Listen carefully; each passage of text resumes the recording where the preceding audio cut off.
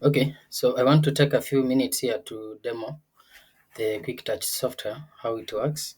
So as long as you have the username and the password, so you just come, hit your server, it prompts you for the username and the password, then you enter the password, of course. So I'm logging in as an administrator. So the moment you log in as the overall admin, then you have the privilege of accessing the POS site and also the backend side. So of course now this is the point of sale system. It has this POS end, and then we have the back end, which is the dashboard. So of course now on the dashboard, this is where everything begins. So we have everything here. So we begin always with the settings in case there are a few things you want to set them up right. Like system setting, here is what you have. You can be able to set the details about your company, email address, maybe the currency, maybe things to do with taxation, and a few things. And then now at the end of the day, you update. So on the other side, we have a products list of products. This gives you the list of the items that are in your system. Of course, the product code, the name, the category, buying price, selling price, quantity, and maybe the alert, the reorder levels. If of course, if it's a new thing that it's not already on the system and you have introduced it on the shop, then you need to add.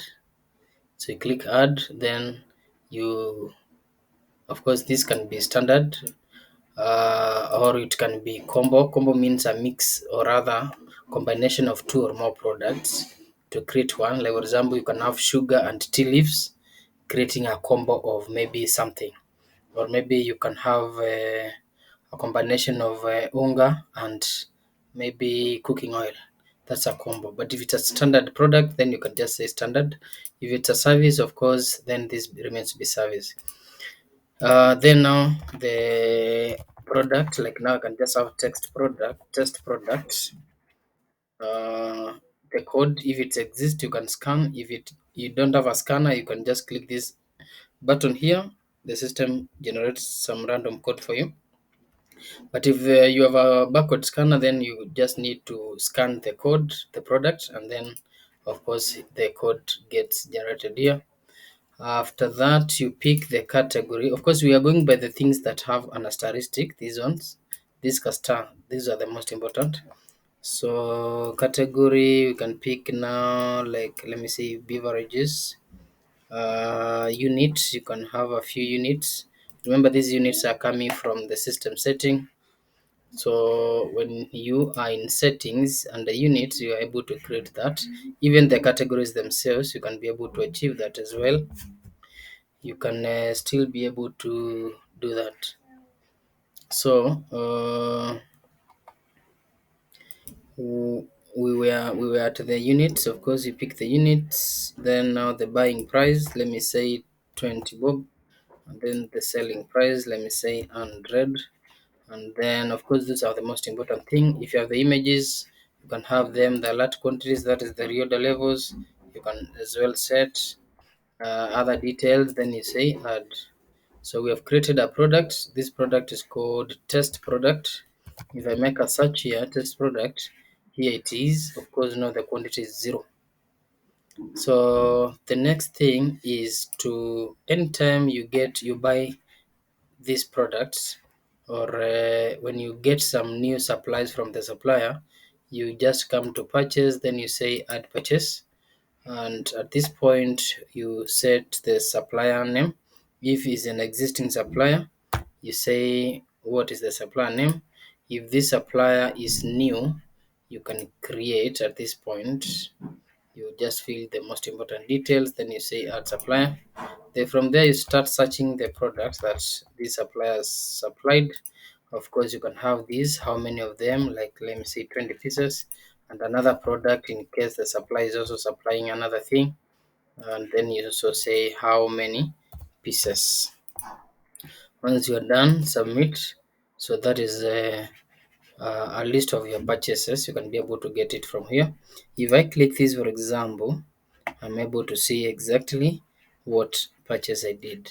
Now, when you go to products to list products, then you search test product, you'll find that already you have increased the quantities. Yeah, so at this point, even if I click anywhere, I should be able to see at this shop exactly how many pieces do I have. Now, on the other side, when people make sales here, for example, they can make sales either by searching test product, then from there the number of pieces, then from there payment, how the payment was done, either in cash or in M-Pesa or whichever way. Then submit. Of course, we're expecting at this point we're expecting the stock has reduced. Okay, assuming you want to print, then that's what to do. Go back and confirm whether the stocks have gone lesser. List product tests here. Tests, of course, 17 because you sold the 3 pieces. If you want to check more details about this product, you can come to the action, then you say product details. At that point, you can be able to check sales, how many were sold, quotation in case any of that was created, purchases, you can be able to see how many purchases has been done, transfers in case you have several shops that you can transfer either to or from, then quantity adjustment in case you did some adjustment. Sometimes you may notice that maybe the stocks are not going right because of maybe a mistake that was done somewhere. So you as an administrator, you can just come to products, then you'll be able to see this option, add adjustment. So you can decide, let me adjust test product, because I have, when I count the physical products on the shop, they have resemble 10. But when I check the balance on the system tells me, the system says 17. So I need to subtract 7 so that what is the physical quantity can tally with the what is in the computer. So I just need to say add adjustment. Then I come here, search my test product, decide to subtract 7 so that at least what is in the physical stocks can tally with what is in the system. And again, that record is kept. You can see this adjustment record was done by owner at this time, and it was an adjustment of subtraction by 7. Yeah, so that is okay. I think that is that. The other thing that you may need maybe to understand more is under sales we have POS sales. So every other sale that is done, it is usually recorded here. So like for this case, we have cell receipt number 330. Here it is. It contained what? I can just click anywhere and see the details. It contained test product, 3 pieces. So in case something has happened and then now you need to, a return needs to be made, then you can just come against that receipt number, go to action, then say return cell. Return cell. Then of course if there are some details you want, you can capture here, then submit. So this means the same receipt number 330 has been returned, so you can be able to see what happened, the transaction of the return. So if you want to check the sales as up to today, you go to reports. We have reports here, daily sales for example. This gives you a total sale record. Like now today, nothing. We sold 500, we sold 300 and it was returned. So if you want to check more of the sales, you can go to sales report. You can be able to see exactly what happened today, which was 23rd, which was first, of course, 2023. A sale was done of 3 test products and a return was done of the same, so these cancelled each other.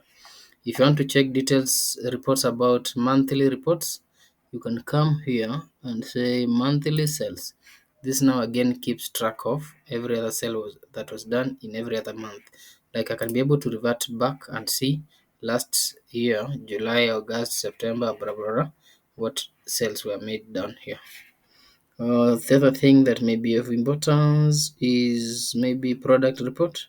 You can be able again to see product report. You can be able to see every other sale that was done, how much profit you've made. If I search for test product, of course, so far nothing, because we did some sales, the sales were returned. What else? What else? Maybe best sellers. You can be able to check best sellers.